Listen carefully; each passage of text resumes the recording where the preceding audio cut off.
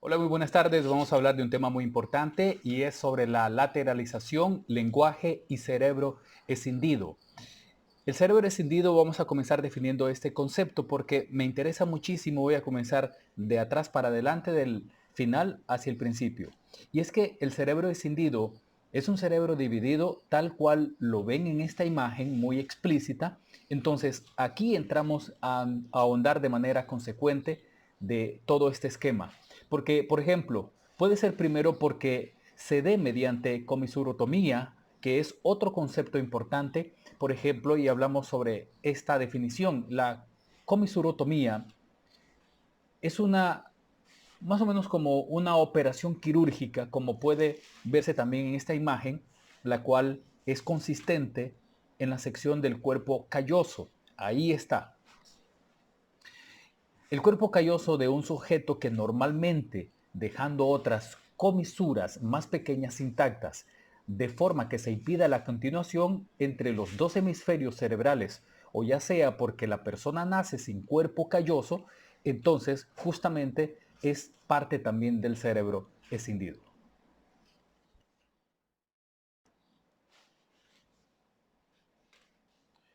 ¿Qué decir de la lateralización? ¿Qué decir de la lateralización cerebral de la función?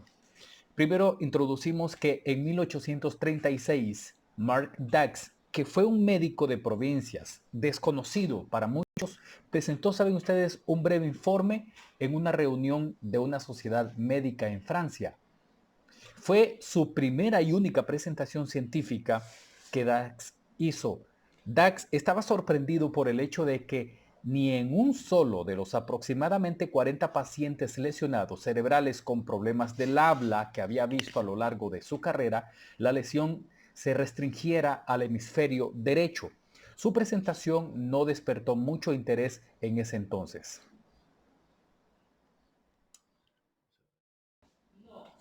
Lateralización en lenguaje y cerebro escindido.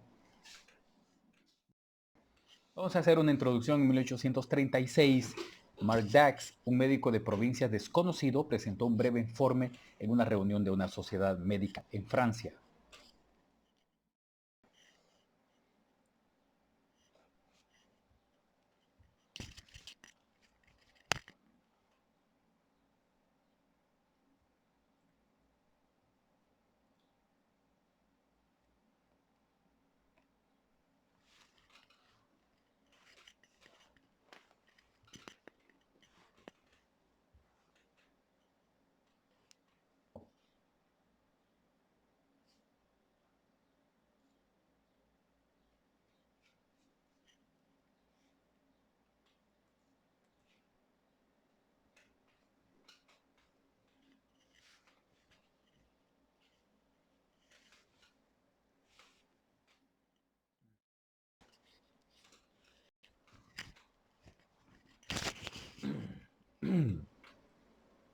Muy bien, vamos a comenzar definiendo algunos conceptos y algunas cosas importantísimas que tenemos que explicar en esta exposición. Por ejemplo, el tema que nos corresponde es lateralización, lenguaje y cerebro escindido. Voy a comenzar de atrás para adelante porque es muy importante aclarar este concepto de cerebro escindido, que es más o menos una división del cerebro, pero que literalmente o de manera textual el cerebro escindido es un cerebro dividido tal cual lo ven ustedes en esta imagen muy explícita. Entonces aquí estamos por ahondar de manera consecuente de todo este esquema que tenemos por delante.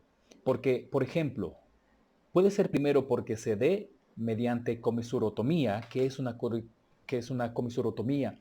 Otro concepto importantísimo, esto es una operación quirúrgica, como pueden ver también en esta otra imagen, la cual es consistente en la sección del cuerpo calloso, que allí está en ese punto que ven ustedes ahí, y es más o menos que él posee a alguien, normalmente dejando otras comisuras más pequeñas intactas, de forma que se impida la comunicación entre dos hemisferios cerebrales. O sea, o ya se puede dar porque la persona nace sin un cuerpo calloso, o sea que también se da porque pues ya trae consigo, y la otra es porque ha presentado en una cirugía quirúrgica cerebral.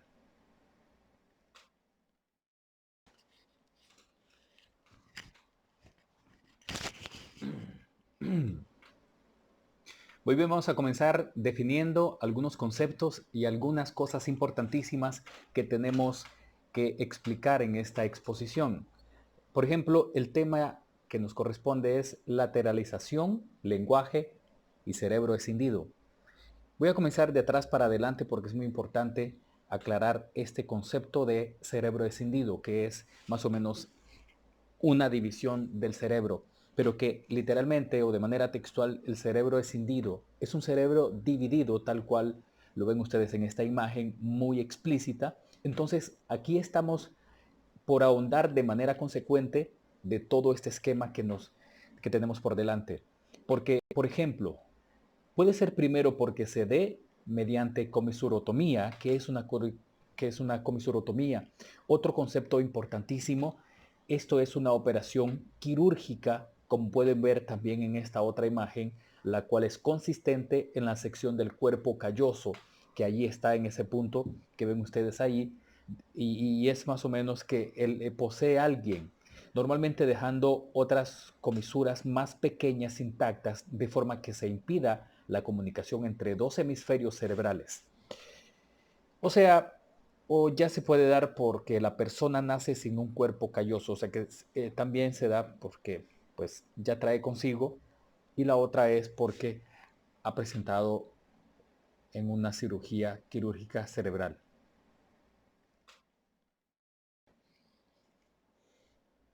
Ahora sí vamos con la lateralización cerebral de la función. Y les introduzco algo que en 1836 Mark Dax fue un médico de provincias desconocido absolutamente, pero presentó un breve informe en una reunión de una sociedad médica en Francia. Fue su primera y única presentación científica. Dax estaba sorprendido por el hecho de que ni en un solo de los aproximadamente 40 pacientes lesionados cerebrales con problemas de habla que había visto a lo largo de su carrera, la lesión se restringiera al hemisferio derecho. Entonces, su presentación no despertó mucho interés en ese entonces porque todavía no había algo así como que comprobado y que dijera, ah, tenía razón Dax. Entonces, esperó un poquito más y ¿qué van a creer? Se fue a una parte importante y es la afasia. ¿Qué es la afasia? Una de las razones por la que el informe de Dax tuvo poca repercusión fue que la mayoría de sus contemporáneos pensaban que el cerebro actúa como un todo y que no pueden atribuirse funciones específicas a partes concretas del mismo. Este punto de vista comenzó a cambiar 25 años después, cuando Paul Broca informó de su autopsia de dos pacientes con afasia. Y ahora sí entramos al detalle. ¿Qué es afasia? Es una alteración de la capacidad de producir o comprender el lenguaje debido a una lesión cerebral. Aquí, los dos pacientes de Broca tenían una lesión en el hemisferio izquierdo que afectaba una zona de la corteza cerebral, o más bien de la corteza frontal, situada justo delante de la zona de la corteza motora primaria correspondiente al área de toda la cara. Al principio Broca no se dio cuenta de que existía una relación entre la afasia y el lado de la lesión cerebral. No había oído hablar del informe de Dax.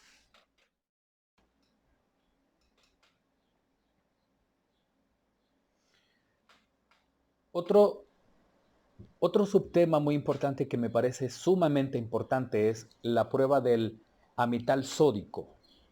Esta prueba es parte de la lateralización del lenguaje, como lo decía Wada en 1949, se aplica a menudo a pacientes a los que se va a practicar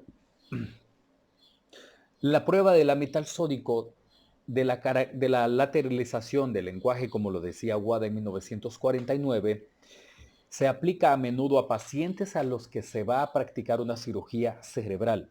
Entonces, ya les voy a decir cómo se aplica, dónde se aplica y por qué. El neurocirujano utiliza los resultados de esta prueba para planificar la operación. Antes comienza a definir, pues, hacer todos los planes y se hace todo lo posible para evitar que resulten dañadas zonas de la corteza que probablemente intervengan en el lenguaje. La prueba del amital sódico consiste en inyectar una pequeña cantidad, más o menos como por aquí, de esta sustancia que se llama amital sódico. Esta se llama la arteria carótida, de uno de los lados del cuello, más o menos por aquí. Luego aquí está la imagen que les voy a presentar. Justamente ahí se aplica esta inyección.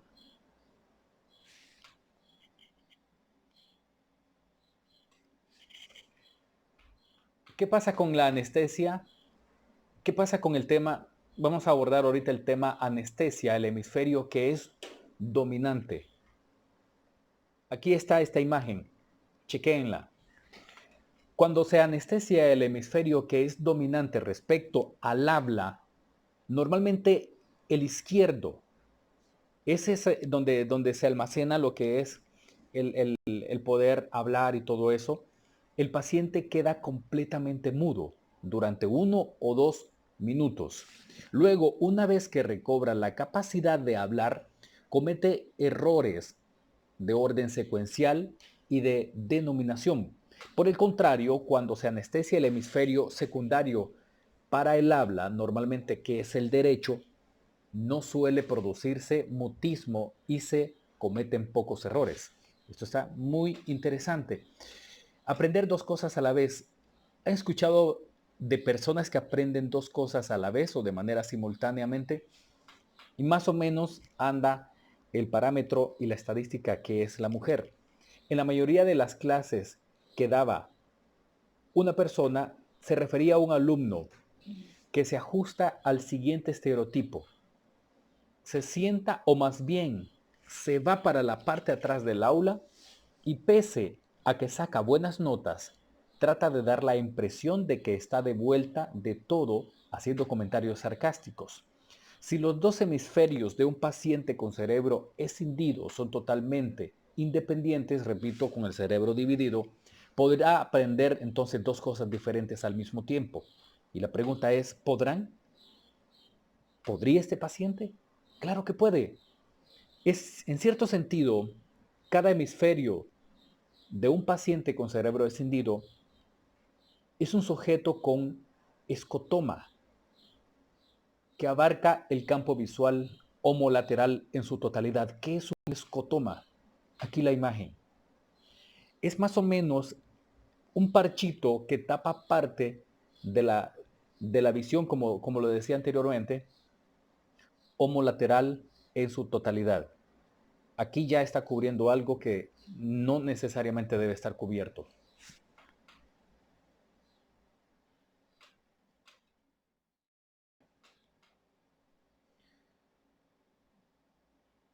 Vamos a hablar, vamos a hablar del lente Z.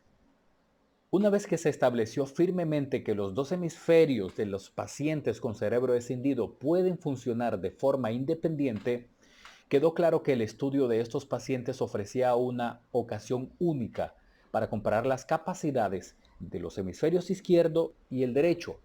La utilidad de la lente Z no se limita a pruebas estrictamente visuales.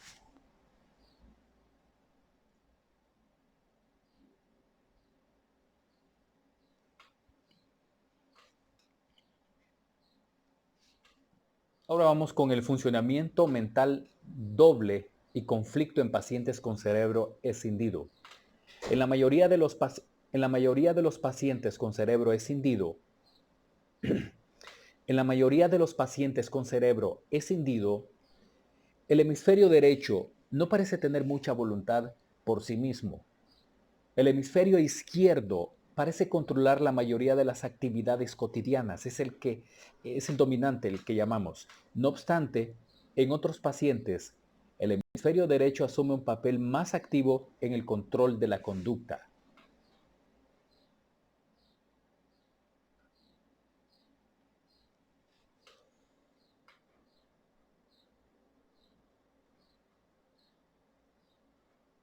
Superior del hemisferio izquierdo en el control del movimiento homolateral.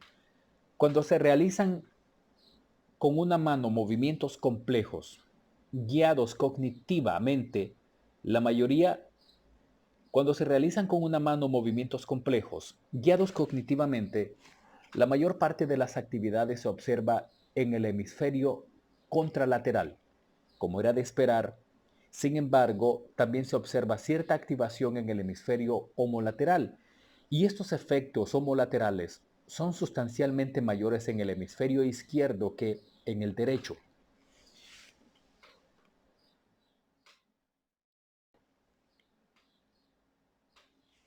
Superioridad del hemisferio derecho en capacidad especial. Vamos a ver de qué se trata.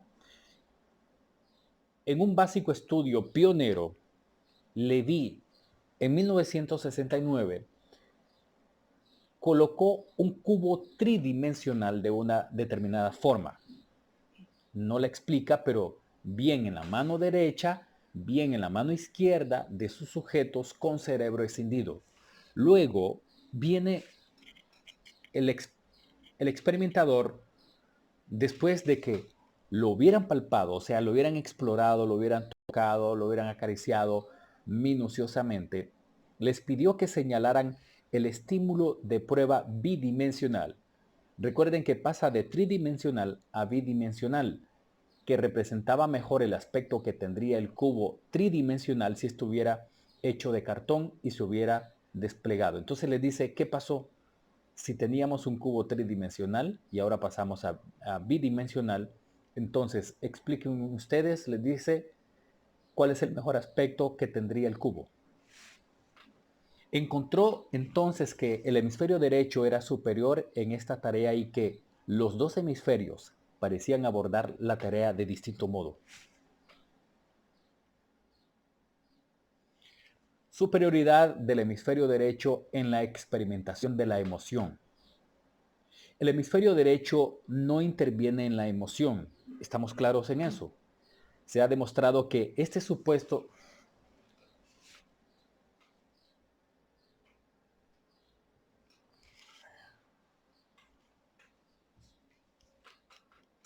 superioridad del hemisferio derecho en la experiencia de la emoción. Estamos claros que el hemisferio derecho no interviene en la emoción. Se ha demostrado que este supuesto es falso. En efecto, el análisis de los efectos de lesiones cerebrales unilaterales indica que el hemisferio derecho es superior al izquierdo en la proporción tanto de expresiones faciales como del estado de ánimo. Entonces aquí hay una gran diferencia, la capacidad de traspasar reacciones emocionales, pero no información visual. Del hemisferio izquierdo al derecho originó una situación extraña. El hemisferio izquierdo de un sujeto a menudo reaccionaba con la respuesta verbal emocional adecuada ante una imagen que se habla, presentando el hemisferio derecho, aun cuando no supiera de qué imagen se trataba.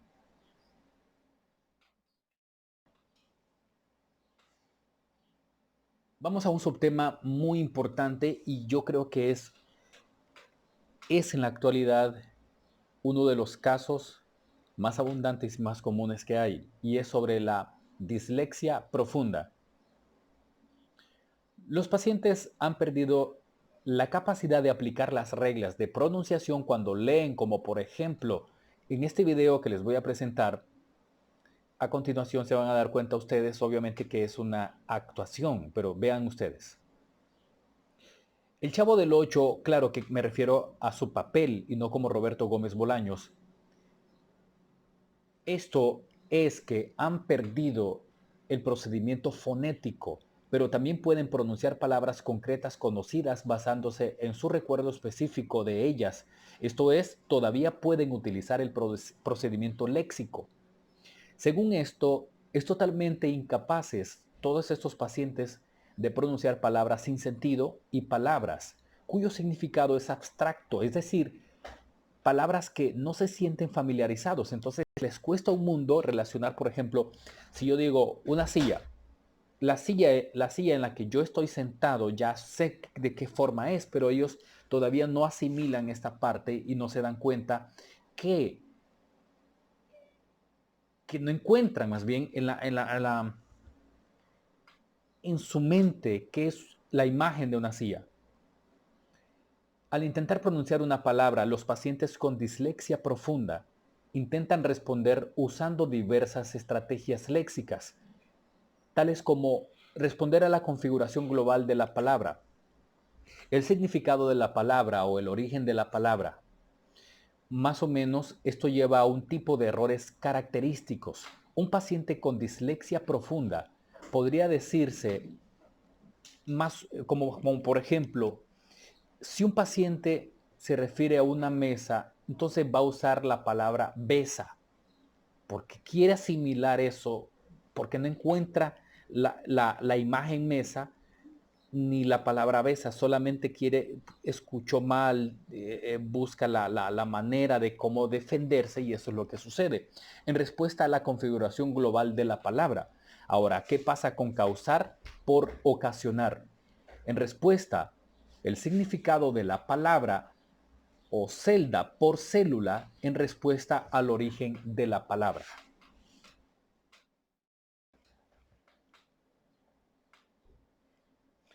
Ahora vamos a hablar de las tres premisas que definen la aproximación de la neurociencia cognitiva al lenguaje.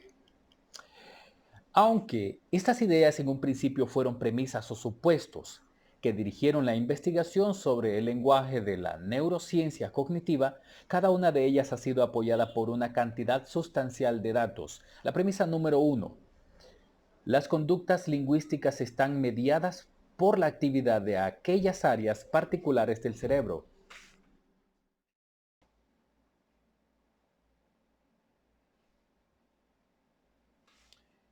Vamos a hablar de la primera premisa.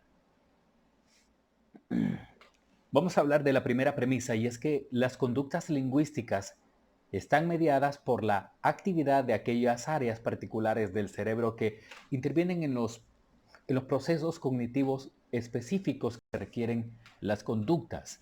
La premisa número 2 son las áreas del cerebro que intervienen en el lenguaje y no se dedican únicamente a tal fin. Y la premisa número 3, puesto que muchas de las áreas cerebrales que ejecutan funciones lingüísticas muy específicas también forman esa parte de otros sistemas funcionales, es probable que estas áreas sean pequeñas, estén ampliamente distribuidas y estén especializadas. El modelo de Wernicke y Geschwind postuló que determinadas áreas del cerebro implicadas en el lenguaje estaban cada una de ellas dedicadas a actividades específicas, pero muy complejas, tales como el habla, la comprensión o la lectura, pero la investigación de la neurociencia cognitiva ha encontrado que cada una de las actividades puede descomponerse en procesos cognitivos constituyentes, los cuales pueden organizarse en diferentes partes del cerebro.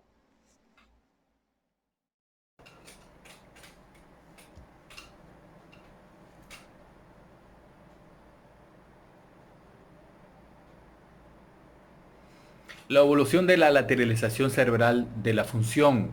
Se supone que la lateralización cerebral es una característica exclusiva de cerebros homínidos que son la familia de los parientes y todo eso.